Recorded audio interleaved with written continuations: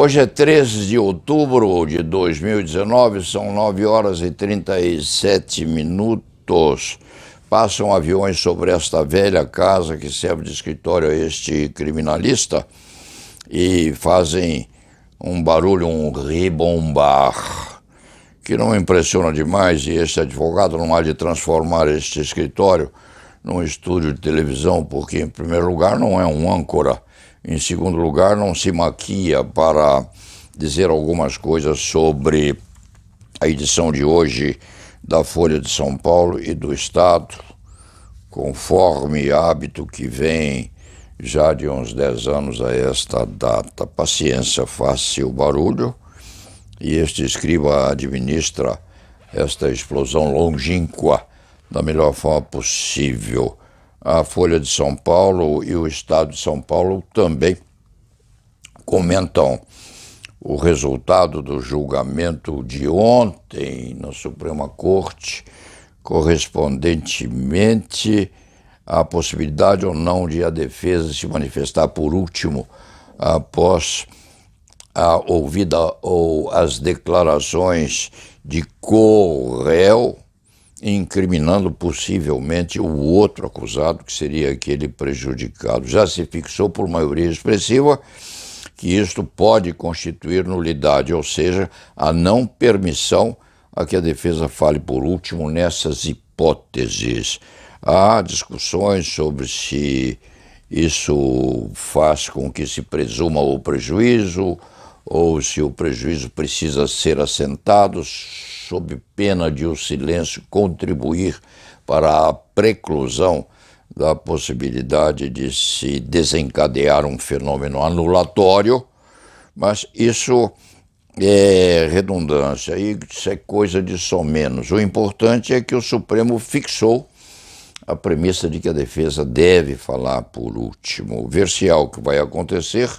No futuro, afirma-se que o Supremo está numa enrascada. Não está, não. Os ministros sabem o que fazer e hão de encontrar uma solução adequada. Na contingência, isto se enleia ou isso se permeia no problema havido com a prisão ainda do ex-presidente Luiz Inácio Lula da Silva, que não quer sair,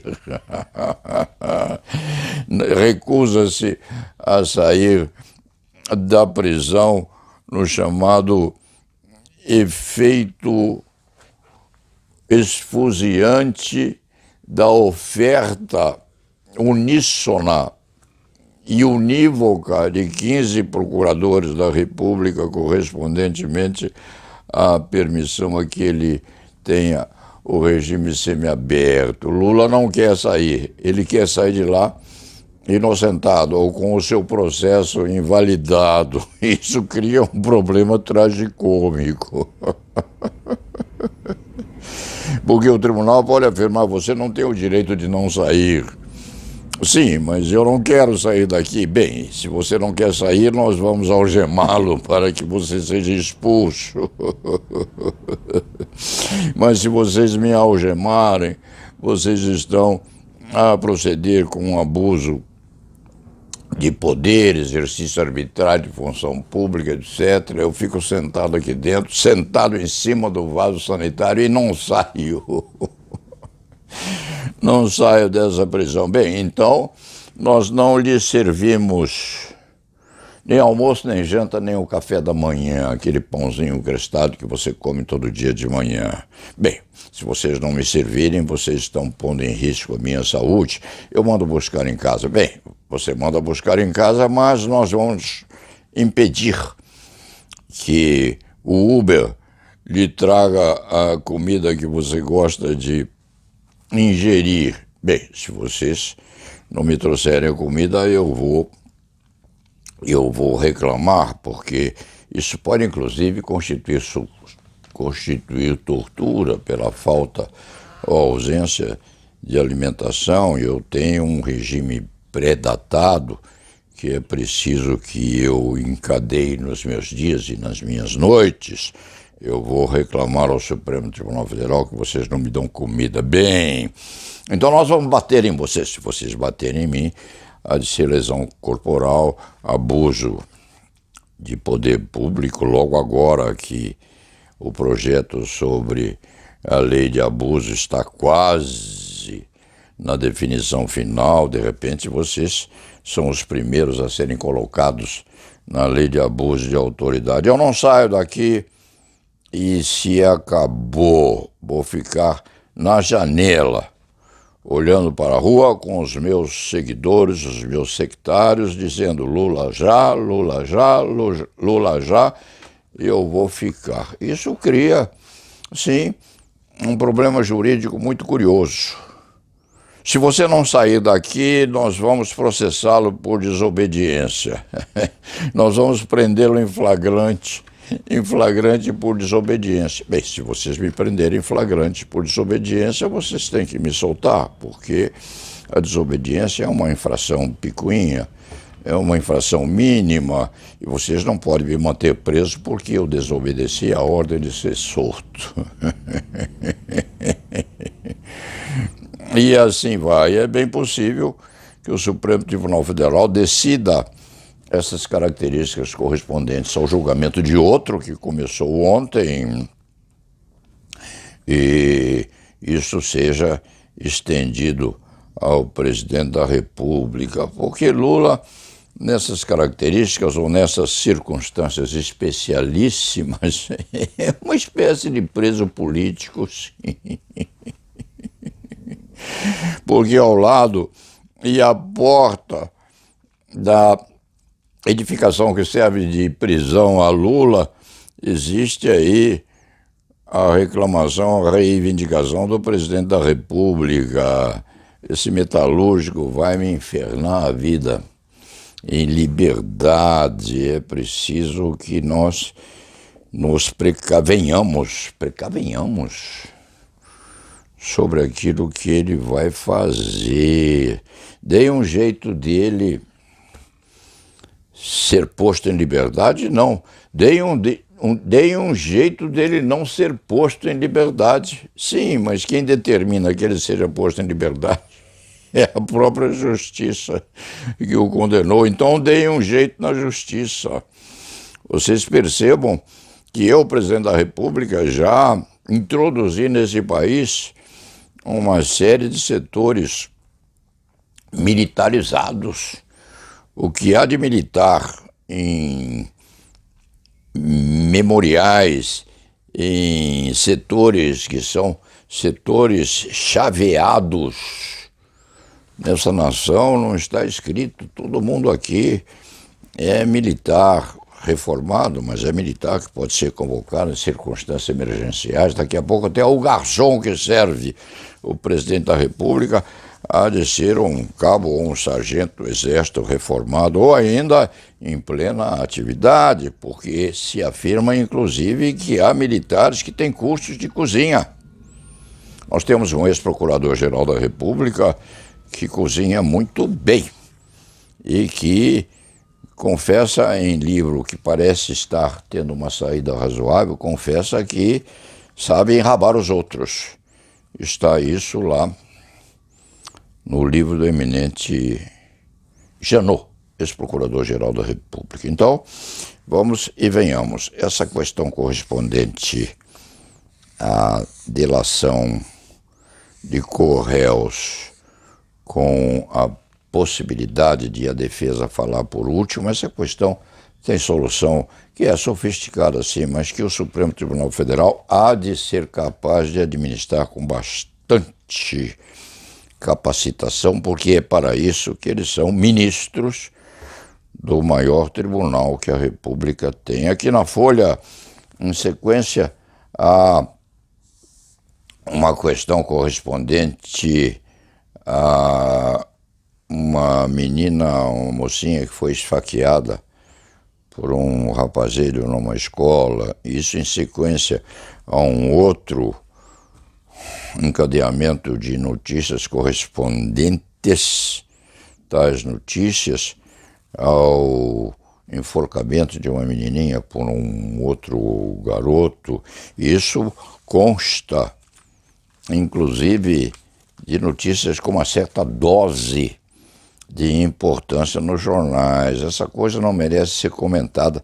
Era bem conveniente que houvesse proibição de que as notícias saíssem em jornais, porque isso pode ser considerado também como um estímulo à imitação ou à repetição. Aqui a página 5, B5 da Folha, há duas notícias correspondentes a isso. E há uma terceira notícia aqui, mais adiante na própria Folha, sobre um programa lá no SBT, Silvio Santos, menininhas fazendo concurso de beleza, com remissões, uma ou outra com embelezamento corporal. Isso também não é bom, porque as crianças de hoje, de 3, 4, 5 anos, assistem à televisão, mexem nos celulares com muita precisão e podem se influenciar com aquelas danças ou com aquelas exposições feitas pelas companheirazinhas de 3 ou 4 anos de idade. Cuidado com isto. Há também uma outra notícia aqui que é relevante e merece algum comentário deste escriba, que está falando depressa, porque é preciso e o tempo é curto. Advogado não paga a OAB e ganha na justiça direito de exercer a profissão. Não se pense que é qualquer advogado que pode não pagar a OAB e ganhar na justiça direito de exercer a profissão. É aquele hipossuficiente. É aquele que não tem condições de sobrevivência e, portanto, não pode pagar a corporação. É justo. É justo que pleiteie a suspensão da cobrança das anuidades até que possa, eventualmente,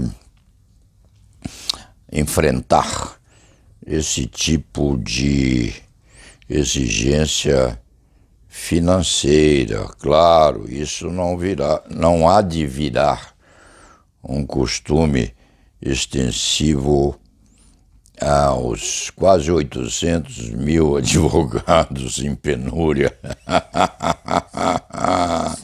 O apodrecimento do Ministério da Educação gerou ou criou nessa multidão de carentes que a Ordem dos Advogados tem em seus quadros mãe severa e mãe de mão fechada, que exige o pagamento da pecúnia.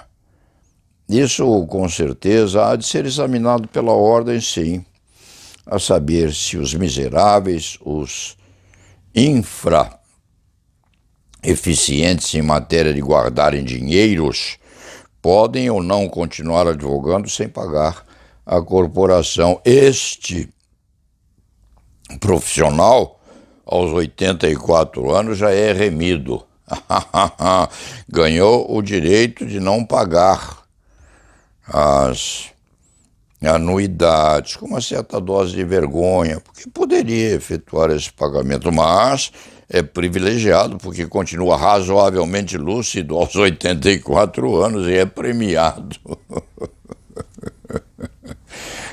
com o reconhecimento pela grande mãe, que é a denominação que este escriba dá à ordem, pelo reconhecimento pela grande mãe de que é quase um milagre aos 84 anos, advogando ainda e procurando advogar bem, com bastante energia e uma certa dose de lucidez. Dito isto, há muito mais coisas aqui que este escriba poderia referendar ou comentar.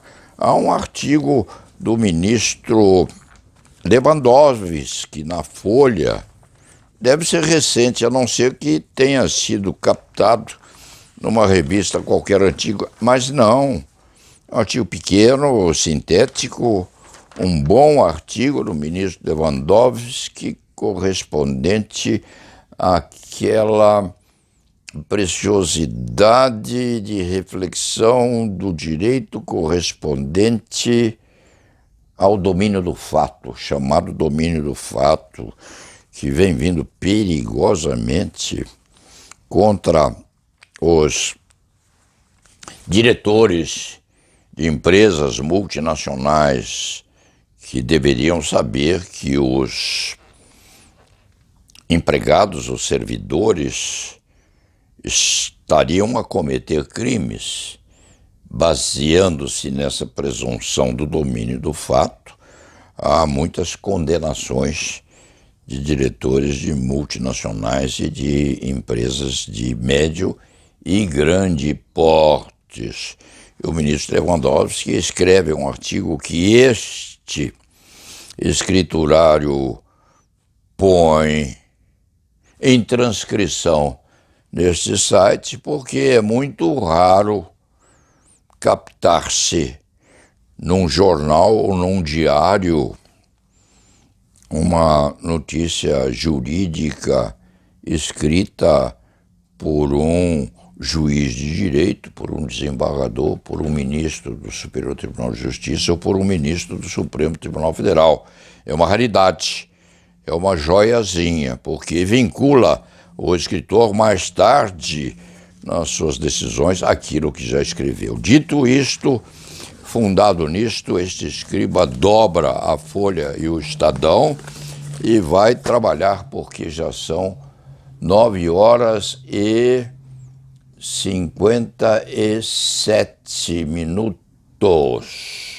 9h56. E vamos ao trabalho, porque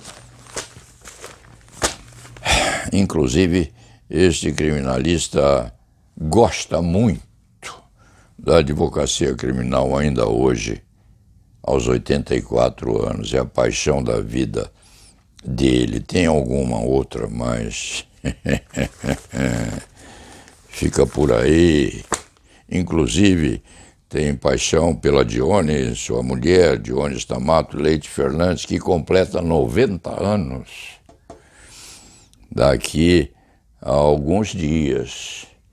E são 90 anos em plena atividade, porque advoga ainda e bastante, é consultora de uma empresa, dá pareceres magníficos e é resistente a todas as intempéries, como este velho advogado criminal. Vamos ao trabalho e lá nave vá.